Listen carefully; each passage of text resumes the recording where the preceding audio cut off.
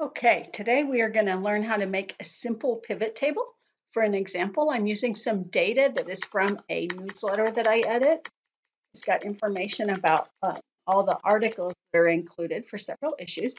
So I am going to highlight all this. I'm holding the shift key down and using my arrow keys until I get to the bottom.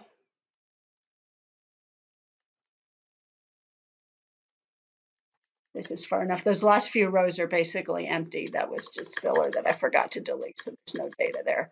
So I'm going to scroll over to my last column. Okay, so now I've highlighted, this is all the information that I want to use for my data. So now I'm going to go up here to Insert, and I'm going to choose Pivot Table.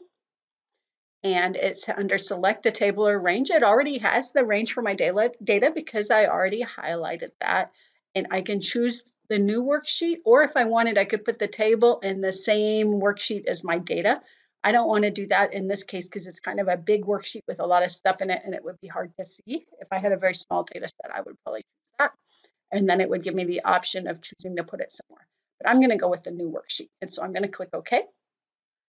And so now it opens up this nice little set of little categories or little boxes that we can slide our column headers into. And you can see in the top, these are all my column headers. These are called fields. And so I have one of these for each of these in my data. And so you notice that I had chose the top row when I selected the data.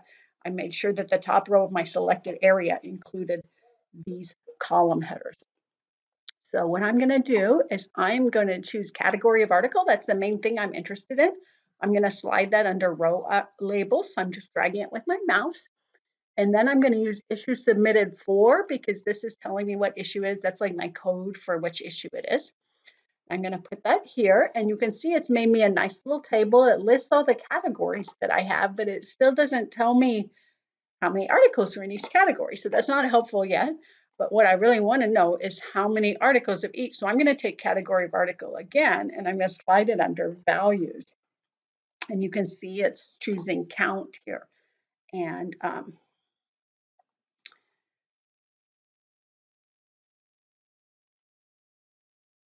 I can actually modify the name, and I'm going to just call it count. Actually, let's call it frequency instead of count. And if I had numerical data, I could sum them, but that doesn't make any sense for this data. And if I had decimal places, I could go to number format, but I'm just going to go with this. And so now it says frequency at the top instead of count. And under row labels,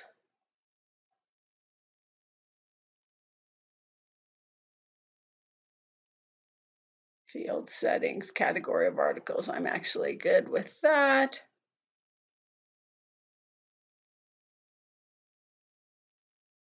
Okay, and so now you can see on this table that it's now giving me the number of articles of each category that I have. Now it's a little bit hard to read because there's so many categories and they're all white. I would rather make this a little bit easier to read.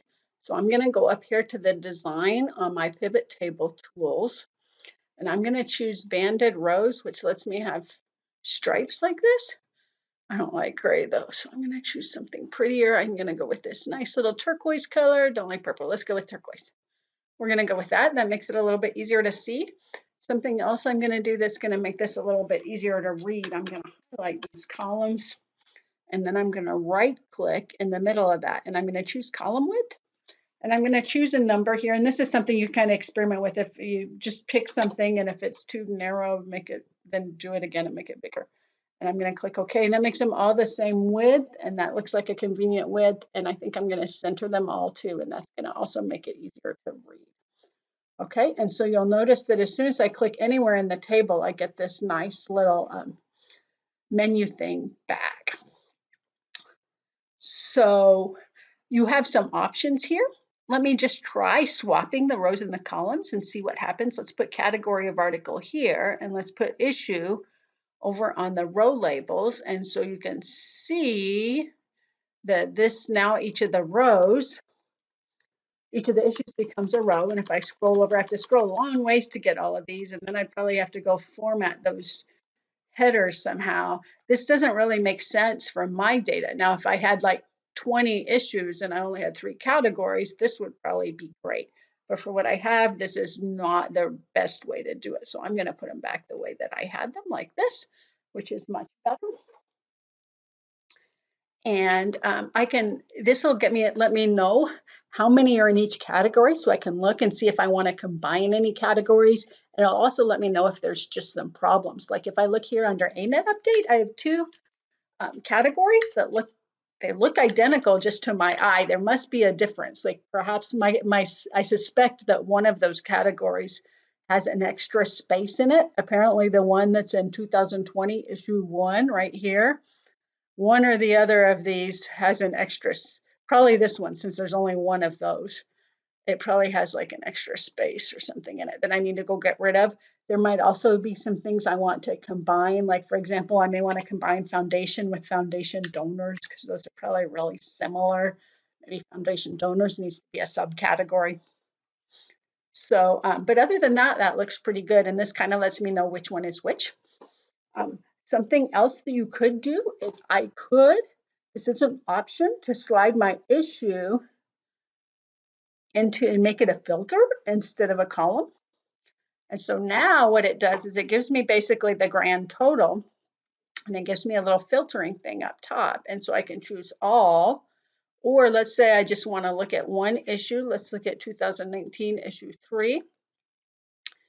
And I'm going to click OK. And so it just shows me that one. So it only shows me the ones that are that have a category in that issue. There may be an option to change it to show you the blank ones. If I want, I can select 2 issues. So or 3. Let's say I only want the 2019 issues. I want to keep those together, and I want to not look at the 2020 issues. And so now I can click OK. So now it's totaling them, but it's only doing it for those 2 issues. So I want to put it back. So I want to choose all. So I'm going to choose OK. But in general for this, I don't love this. I think I like mine as columns. Now, if I had a different data set, this might be great. Like, for example, instead of being issues like if I had a whole bunch of issues, like if I get to 30 issues, then maybe I don't want them all as a separate column. Or if I want to be able to have the option of selecting things separately. For example, if I had categories of promotions for a whole bunch of baseball teams, for example, then maybe I could have the baseball teams, instead of issue submitted for, I could make the baseball teams be a filter. And so then I could go to this little thing, and it'll have whole bunches, it'll have all 30 of the baseball teams here. And so I could select some group. Like if I wanted, I could select only the ones that were in big cities. I could select only the baseball teams that were in the American League, or I could select only the Houston Astros, for example. Or I could select a particular division of baseball teams. So if I wanted to give myself multiple options for selecting subsets of all my set of 30 baseball teams, this might be, setting it up as a filter might be a really great way to do it. For the article summaries, though, I don't think I want it that way. So I think I'm going to put mine back the way I had it the first time. I like that best. And it looks like when I do that, I need to go change the width of my columns again. So I'm going to do that.